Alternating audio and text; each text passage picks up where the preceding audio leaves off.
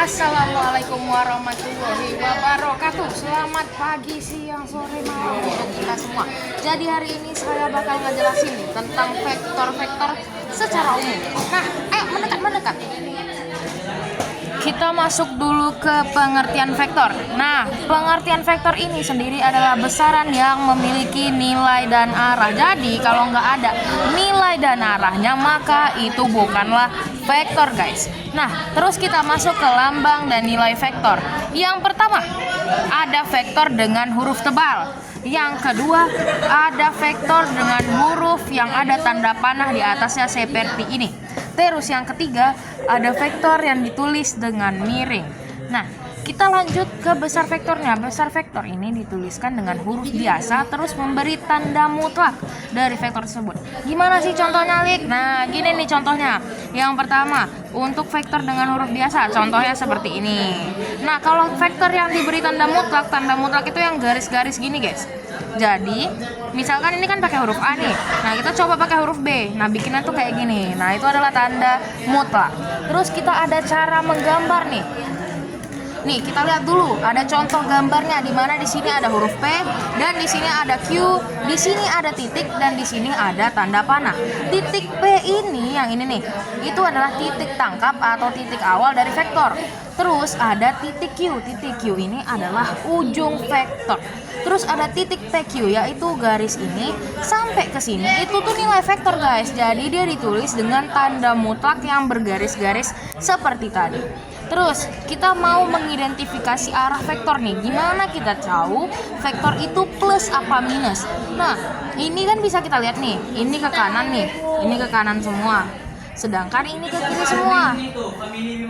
Kalau misalnya dia ke kanan semua, dia adalah plus walaupun dia arahnya ke bawah sini. Nah, dia tetap plus. Tapi kalau misalnya dia di arah kiri, itu dia minus, guys. Mau dia di atas, mau dia di bawah, dia minus. Jadi di sini kan nih belum ada nih. Nah, kalau garis lurus seperti ini, kita tengok lagi arahnya. Kalau misalnya dia ke kanan sini, ya udah kita tulis plus. Kalau misalnya dia ke arah sini, ya udah kita tulis apa, guys? Bener banget, minus. Terus kita masuk ke sifat-sifat dari vektor.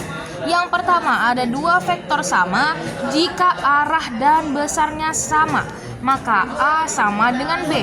Maksudnya gimana sih? Nah, kita bisa lihat kan di sini, kalau vektor ini ke sini dan ini ke sini, itu besarnya sama. Terus arahnya juga sama. Gimana sih tahu arahnya sama? Kita lihat dari tanda panahnya, guys. Tanda panahnya. Jadi kalau tanda panahnya sama-sama ke kanan, maka besarnya juga sama.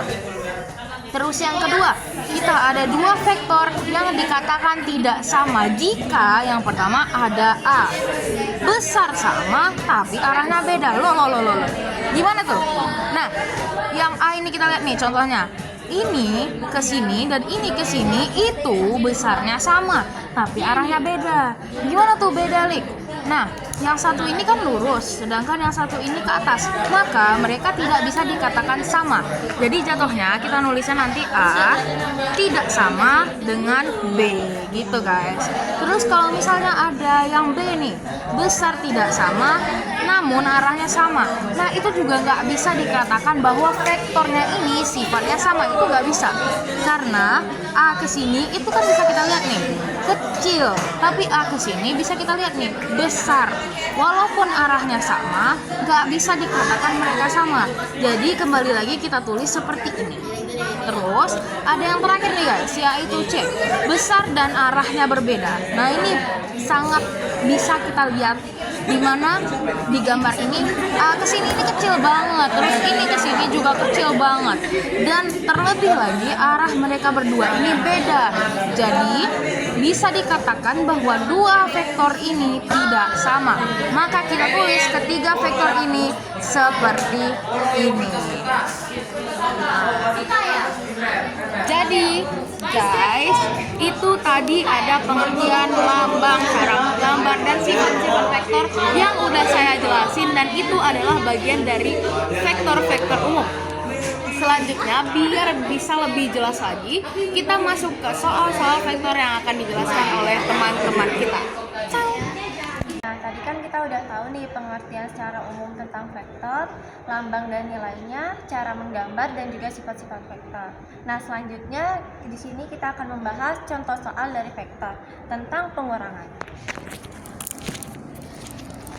Soal pertama, hitunglah A kurang B jika diketahui terdapat faktor A sama dengan 5I dikurang 3J dan B sama dengan 2I tambah 4J dengan option sebagai berikut. Pertama, kita tulis diketahui terlebih dahulu, yaitu A sama dengan 5I dikurang 3J. Lalu B sama dengan 2I ditambah 4J. Ditanya A kurang B. Maka cara pengerjaannya yaitu A kurang B sama dengan kita masukin angka A yaitu 5I dikurang 3J dikurang kita masukin angka B 2I ditambah dengan 4J. Lalu kita gabungkan I dengan I dan J dengan J. Maka 5I dikurang dengan 2I ditambah min 3J dikurang dengan 4J. Lalu kita kurangi 5 kurang 2 sama dengan 3I kurang, karena ini minus ketemu minus maka hasilnya jadi plus, yaitu 3 tambah 4 berarti hasilnya 7J. Berarti optionnya adalah C.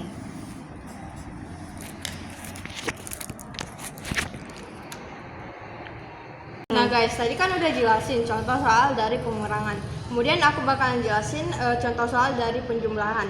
Nah di situ soalnya ada berikan dua contoh. Yang pertama ada A sama dengan 3I tambah 4J dan B sama dengan 1I tambah 2J. Hitunglah A tambah B-nya. Nah sebelum ke pembahasan, ada baiknya kita menulis diketahui terlebih dahulu. Diketahui A sama dengan 3I tambah 4J. Yang B sama dengan 1I tambah 2J. Nah, yang ditanya adalah A ditambah B. Kemudian caranya adalah kita menulis rumusnya terlebih dahulu. A tambah B. Kemudian kita menulis A di sini, yaitu 3I tambah 4J. Dan kemudian menulis B di sini, 1I tambah 2J. Nah, kemudian kita menyamakan I dan I, J dan J.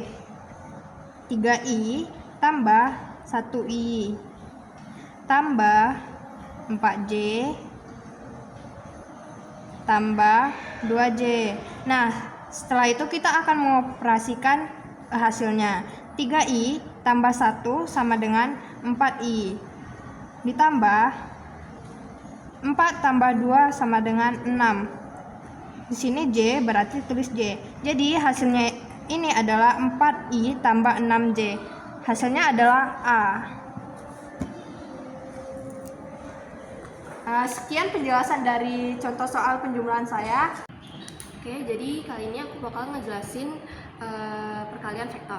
Nah, perkalian vektor sendiri itu memiliki dua jenis. Yang pertama dot product dan yang kedua itu ada cross product. Untuk dot product sendiri itu dia termasuk skalar atau berbentuk bilangan, sedangkan cross product ini dia berbentuk vektor hasilnya. Nah, rumus dot product itu sebenarnya ada banyak, tapi di sini saya akan bahas dua aja. Oke, masuk ke contoh soal. Yang pertama, diberikan dua buah vektor masing-masing vektor dan besarnya adalah A. Vektor A besarnya 8 satuan dan yang B besarnya 10 satuan. Kedua vektor ini membentuk sudut 37 derajat. Tentukan hasil dari A dot B. Oke, berarti rumus dari dot product ini kan A kali B cos theta. Kita masukin aja, ini vektor A nya 8, vektor B nya 10, sudutnya 37. 8 kali 10 80, cos 30 derajat itu 4/5, 80 kali 4 itu 320, dibagi 5 sama dengan 64, jadi hasilnya itu 64 satuan. Nah, lanjut ke contoh soal yang kedua. Itu diketahui ada dua buah vektor A. Vektor A itu dia 2i, 3j, dan juga 5k dikalikan dengan vektor B yang isinya tuh 4i, 2j, dan k itu dia dihitungnya 1, min 1. Nah, ini tinggal kalikan aja, 2 kali 4 sama dengan 8. Karena dia sama-sama plus, jadinya di sini dia positif. Sini 3 kali 2 6. Karena dia sama-sama positif, jadinya dibuat plus 6. Terus 5 kali min 1 itu berarti 4. 5 kali min 1 sama dengan 5. Nah, terus 8 tambah 6 sama dengan 14, dikurang 5 sama dengan 9, berarti hasilnya 9.